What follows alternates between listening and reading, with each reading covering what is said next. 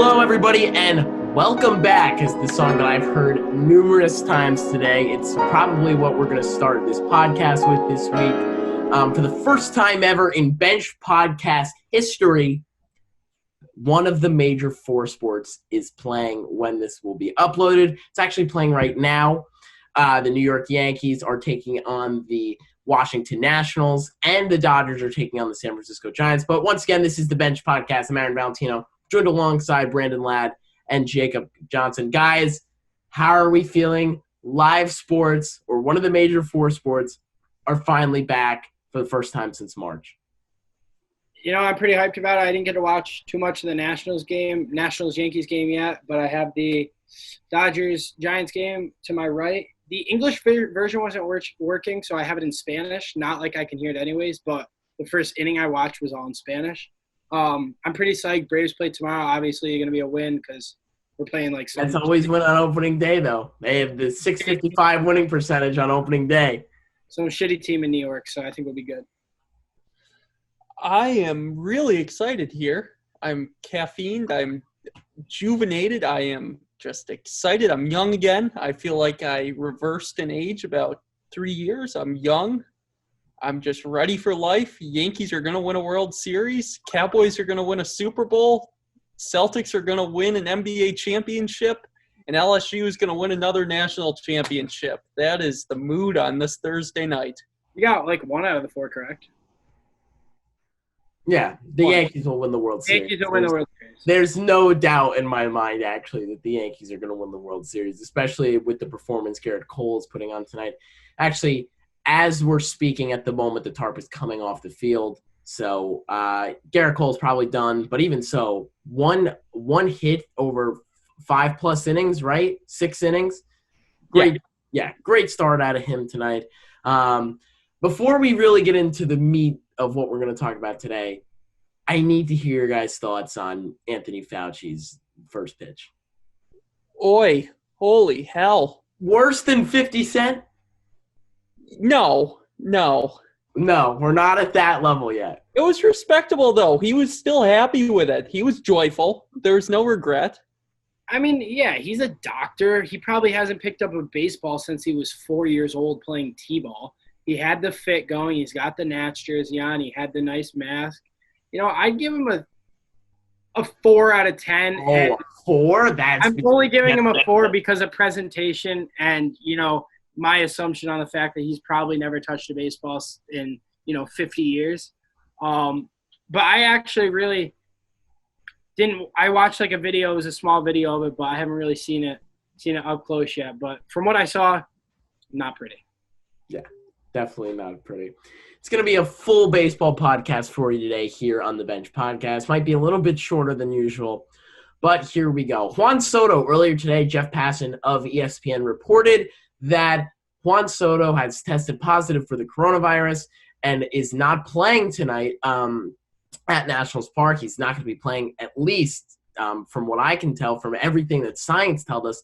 He's at least not going to be playing for 2 weeks, which is a quarter of the season, which really, that is I guess if you consider Chapman the first major player to catch the coronavirus, but this puts an absolute crater in the Washington Nationals lineup, Jake. Yeah, and it was really unfortunate to hear because, obviously as a Braves fan, I don't like the Nationals, but I really enjoy watching Juan Soto play because he's one of those young up-and-coming talents with Ronald Acuna and Gleyber Torres that is really going to be exciting to watch in this league.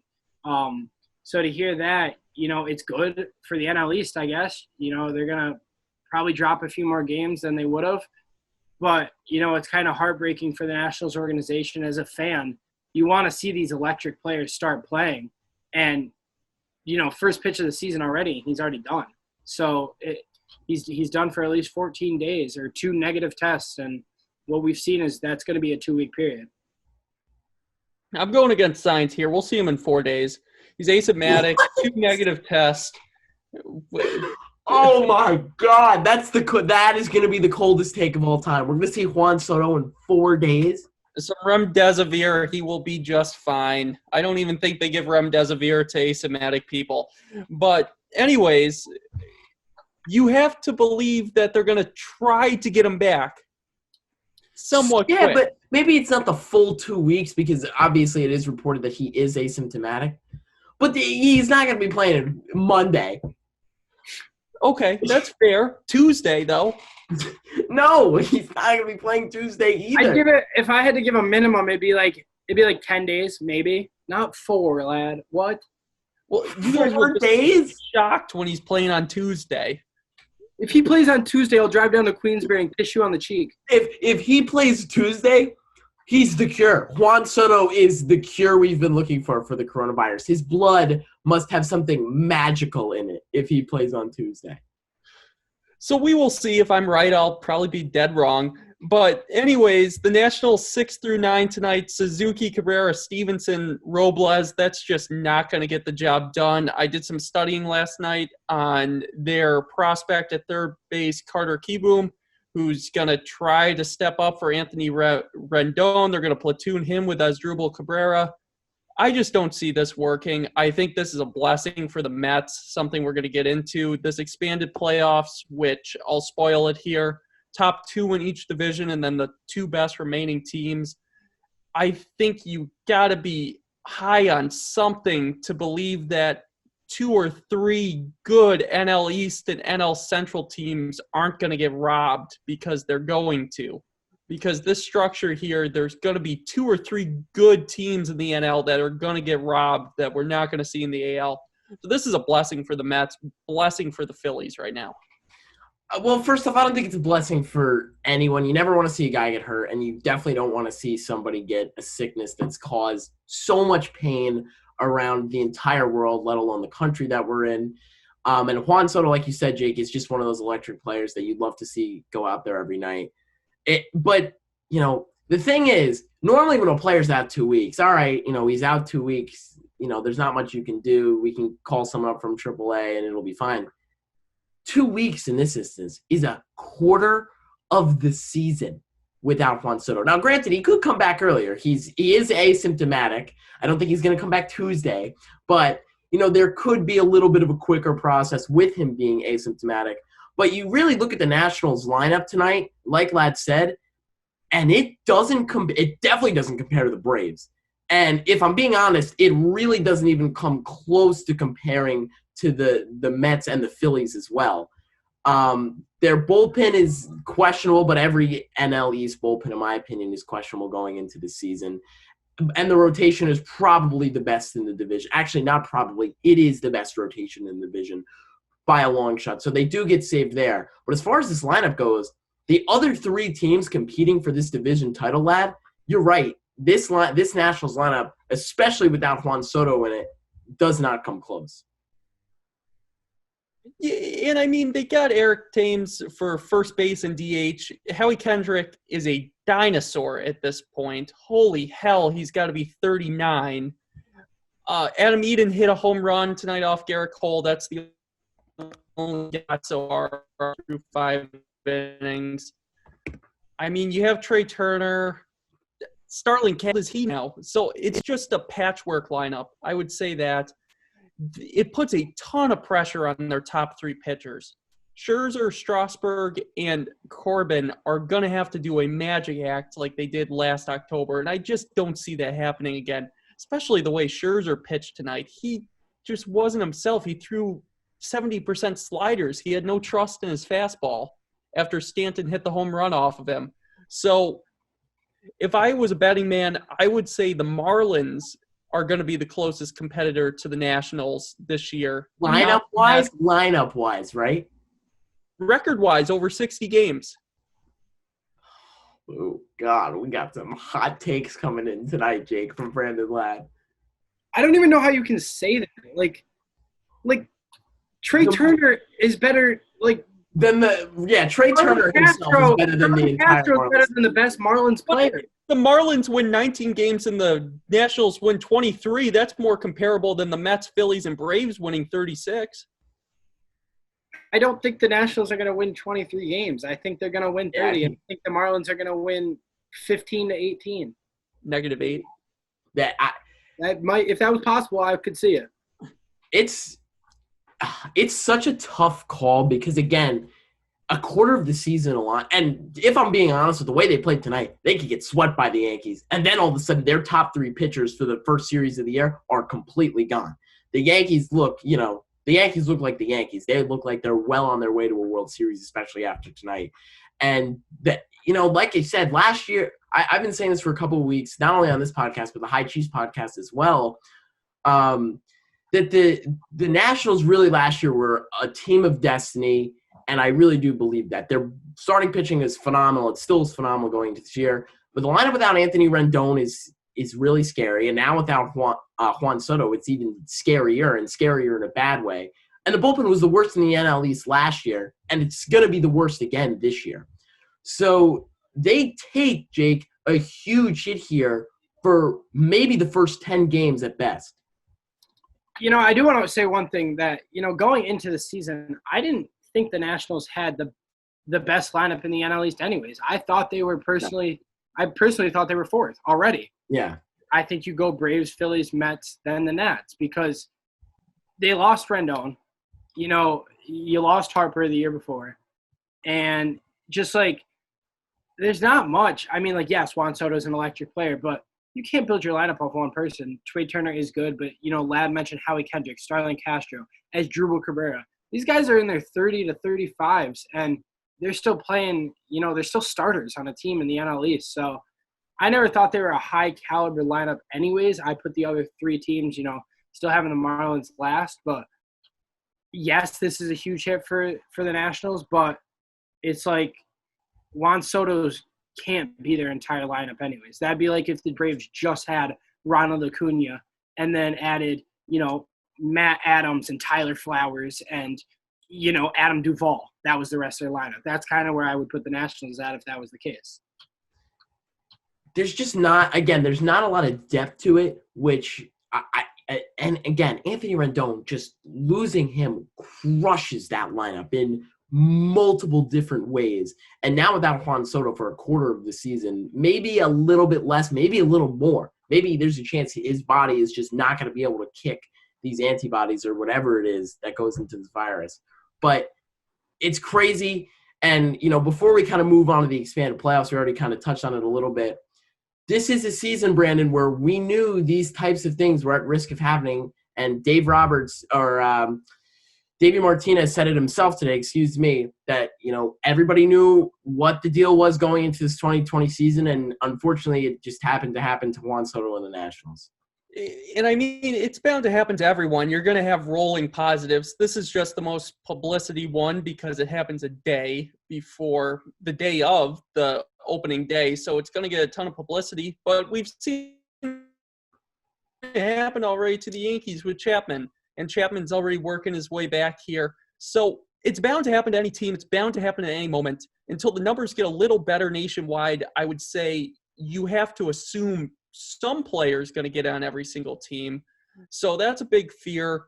And also another note I want to make with the schedule, this is so unique because you're not playing your normal schedule. So that's another variable we have to weigh into all this. So it's very 2020 a year where Anthony Fauci is at the ballpark, but Mariano Rivera's playing catch with Trump at the White House. So, I mean, it's just this kind of year. Yeah, and, that was kind of a cool video to see Trump and Mariano Rivera, do that. I know we're going to get into the expanded playoffs here, and I don't know if you guys kind of did the same thing I did. I went through each division, and I picked out who I think is going to be in it. I don't know if you guys did the same thing. I don't know if Aaron wants to start and kind of go with the teams he picked, or if you guys did something different, but I have my expanded playoffs team. Well, before we kind of give our predictions, and I do have mine. I'm kind of locked and loaded on this, and I want to know 2 things. The first one is, do you guys like the expanded playoffs? Because to me, when I saw it, I jumped out of my seat. I couldn't even believe it happened, Jake. Yeah, well, as a Mets fan, you got it. Yes, you have to be. Yes, something's got to be given to you because you weren't going to win the division. So, I like it. I think that it gives more teams a chance. A team like the Blue Jays, who with their young power and Vlad and Bo, that could be a different thing. Teams like the Athletics, who, the last few years have gotten in the wild card game, but now they have that strong lineup. You didn't really lose anybody. They still have a chance. So it really gives lower tier teams that you really didn't think were going to make the playoffs a shot at doing so with now 16. You have a good point there. And we have two funky teams that have been hanging out as the fringe teams usually get beat up by the Astros or Yankees every single year when it matters. But this format, the A's and the Rays might be playing in an ALCS that they would never be playing in a different format. So that's something we need to weigh. The Astros got to be pissed off as hell because their credibility has been taken away from them. So that's got to be a motivating factor. They're going to be bruised up, so that's another motivating factor. And it all comes down to, in the AL, it seems like the Yankees are going to be a runaway train either way. So it's going to be interesting how it plays out. The next question I have before we all say who we think's probably going to make the playoffs, with the way the math works out, there is a chance that 4 teams in the NL East could make the playoffs. Brandon, how good a chance is that? Because I think it could be pretty high. Extremely low because they're going to get decimated by the AL East. As Jake laid out. Well, no. The NL has nothing to do with the AL, though. I get that, but they need to play the AL for 20 games each. That is true. That's going to get decimated. Where the Central, they're playing Cupcake Cleveland. They're playing Minnesota. They're playing Chicago. They're playing in Cupcake City, where you got to go Yankees, Rays, Red Sox. I'm not going to say Orioles. I'm going to put my finger back down. Blue Jays. So I think that's going to weigh it down. I think the NL Centrals are better chance of seeing 4 teams, not the NL East.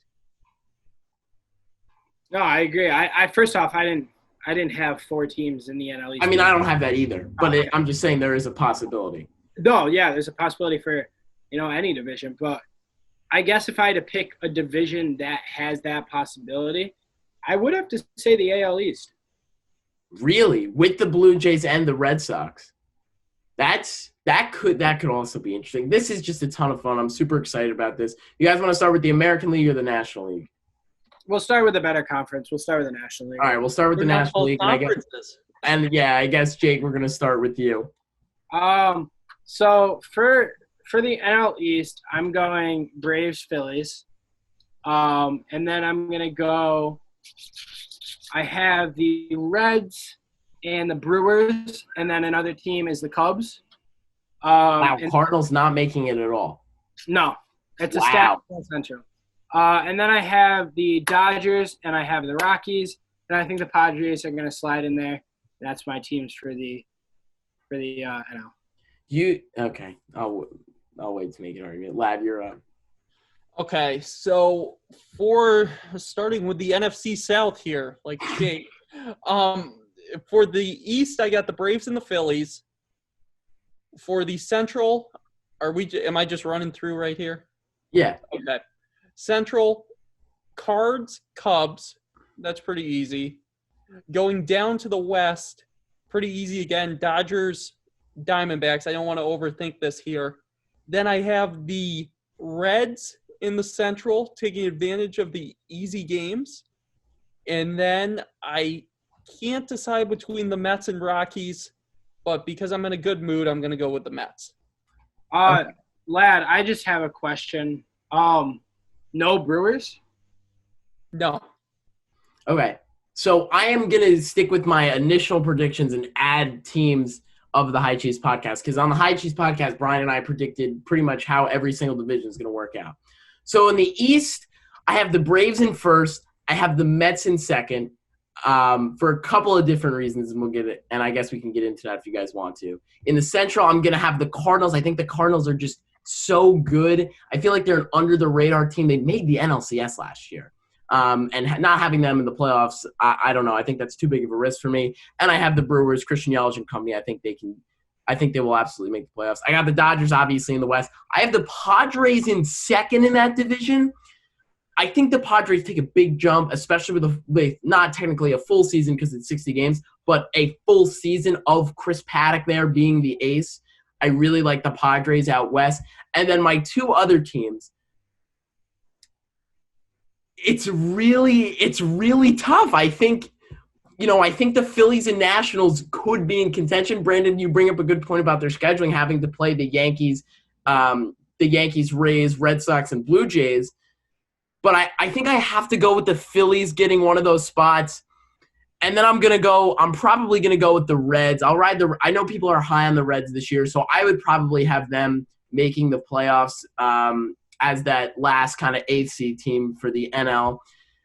I don't really have any problems with your guys. Jake, obviously, I just think the Mets are going to make the playoffs. I think their bullpen, if it plays well enough, I just flat out think the Mets are the second best team in the division. We say every year if the Mets bullpen plays out, yes. But the Mets bullpen has never played out. Sherman's now hurt. Syndergaard's out for the season. There goes two of your top 3 starting pitchers. I've never been high on the Mets lineup. I'm not a huge fan of a few of them. I like Jeff McNeil. I like Michael Forto. Obviously, Pete Alonso. J.D. Davis. J.D. Davis is not a good player in my mind. He's batted 307 last year. He's not a good player in my mind. I really don't think J.D. Davis is a good player. My bigger problem, if you don't have the Mets in the playoffs, I could totally see you putting other teams ahead of it. But no Cardinals with Paul Goldschmidt and Matt Carpenter. See, Matt Carpenter and the two I have is a problem is Matt Carpenter and Yadier Molina. They have got another year older, and they're kind of slowing down. Yadi's slowing down from the years of him being an MVP and Silver Slugger. And Matt Carpenter kind of slowed down last year.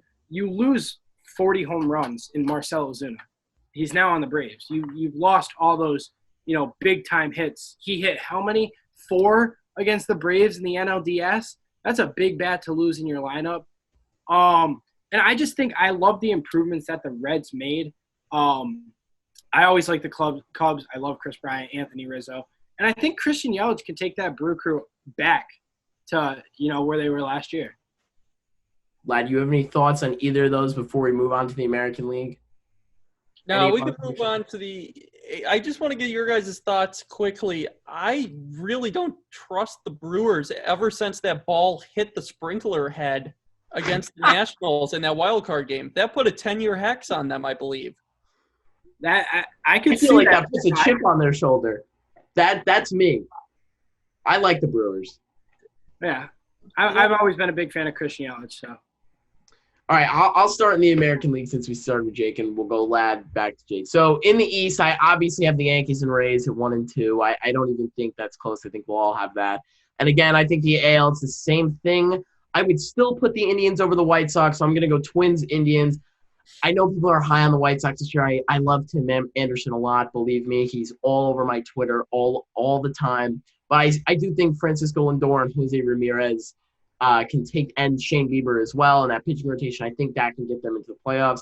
In the West, I actually have the Astros 1 still, and I actually have the Angels coming in second, winning one of those wild card spots. I like Anthony Rendon. I like Shohei Ohtani coming back.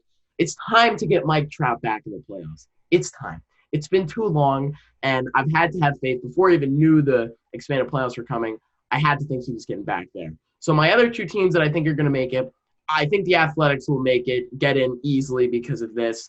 The Athletics are a really good team. They've won 90-plus games the last few years, so they will still make it this year with the expanded playoffs. My other team, I would still put the Red Sox out of the Blue Jays, and I don't think the Red Sox would make it in this expanded postseason. I think it's possible. It's close between the 2 Sox teams. It's close between the White Sox and the Red Sox. And I'll ride the White Sox train a little bit. I just think the White Sox made a lot of additions. They should make it in an expanded season, Brandon. What are your thoughts? So for the AL, I went with simplicity. I just trusted last year's format. I said over 60 games, this is going to be enough for it to play out again. It's pretty set. Yankees, Rays, we have that in the AL. Minnesota, and then our top free agent spender, the White Sox. I think they're going to overleap Francona's Cleveland baseball team. We can't call them the Indians anymore. And then Houston, Oakland out west. And then this is where I get tricky. You asked me the question about the NL East. Me and Jake responded with the NL Central potentially being 4. The AL West, due to the weak NL West, variability, stat weirdness, will be the division with 4 playoff teams. Angels get 1, and just because John Boyce has me all superstitious, Wow! the Mariners will end their playoff drought in 60 games, and they will make the playoffs. That's a bold statement to make. It's a weird year. You think they're better than the Rangers? I don't think they're better, but it's a weird It's year. a weird year. All right. I could buy that. So, I have no disagreements with you guys on the AL East. Obviously, Yankees, Rays, Central. I think that I'm really high on young players. So, obviously, the Twins won. I really like the Josh Johnson signing. And then the White Sox, Yoan Moncada, Eloy Jimenez, and then Tim Anderson. Such a core group there. And then moving to the West, I like the Angels. I think that Trout, Rendon, they improved the starting rotation. They're going to finish 2, and obviously the Astros 1. But I don't know if they're going to be able to hold up because they've already been pegged 4 times in 2 exhibition games. So I think that someone's going to get hurt eventually. Then for both of you guys, it's also really tough for me. I think you got to obviously include the Athletics. They've made the playoffs the last 2 years. Marcus Semien, Matt Olson, Matt Chapman. I really like that team. And then, like I just said, I'm going with the young players. I'm going to go with Bo Bichette, Vladimir Guerrero, and the Blue Jays finishing 3rd. I really like them. I think that it helps that they're playing the Orioles. It helps that they're playing the Red Sox a lot of games. It helps that they're playing the Marlins a few games. Now, obviously, the Nationals. So I think that helps them. And I think that they squeeze in because they're young. They're ready to go. They have a whole year under their belt. They have Kevon Biggio, too. It's just going to have to be their pitching that holds up. I will say this about our predictions. I personally didn't pick any weird teams, but I'm glad you guys did. Lad with that Mariners pick. I think that's definitely interesting for sure. And then of course, Jake, you went with the Blue Jays. I think a lot of people still put the Red Sox, especially the Indians, and you had 3 AL West teams. I think a lot of people still put those teams ahead of the Blue Jays, but that's certainly good. But honestly, and the great thing about this expanded playoffs is if you're telling me, if you tell me that if you told me today that by the end of this, the Red Sox are in the playoffs, none of us picked the Red Sox. If you told me they make the playoffs as, even the second in the AL East, which I really don't think could happen, but I really wouldn't be surprised. The season's so short. So many teams are getting in now. This is good for baseball. More baseball, Brandon, is good for baseball. And I was against it at first when we started all these proposals back in June, but I think this will end up being good for the sport. I think it will be good for the sport too. More baseball. This is the most excited I've been to watch baseball. I had with the better city feedback with the crowd noise. So I'm glad we figured that one out. I'm okay with it. I'll say this. I will be saying this season might not be legitimate if Baltimore or the Marlins are the 1 seed in either league. Yeah, that would definitely put an asterisk on the season for sure. I definitely would agree with that if anything like that happens. Yeah. But again, kind of a short one today. Not a ton happened this week. I know the Jets signed all their draft picks. That's personally No one cares for me. But other than that, this was huge. Today, in general, really gave us a ton of content. Baseball is finally back. I'm so excited for first pitch tomorrow. Mets, Braves, DeGrom versus Soroka. It's going to be a good game tomorrow at 4 o'clock. Lad, you actually have the day off tomorrow. Are you a little jealous? Lad has the day off every day. I have the day off every day. No, I mean from the Yankees. Oh, yeah, I am a bit jealous. I have to work at 5, so I'm a little upset. Yeah, I got to work at 7. I'm not going to see the end of it. But that'll do it today for the Bench Podcast. We're so happy live sports are back, and this podcast is only going to get better. We're actually going to be able to talk about real sports instead of the speculation of sports coming back, which is always really exciting. The NBA and the NHL come back next week, which is really exciting. The NBA bubble continues to produce incredible content with Matisse Thybulle and JaVale McGee with those blogs. The two of them, you have to watch them. Amazing production quality, and it's so interesting to see all the stuff that goes on behind the scenes back there. But other than that, that's going to do it today for the Bench Podcast. For Brandon Ladd, Jacob Johnson, I'm Aaron Valentino saying have a great rest of your quarantined week, everybody.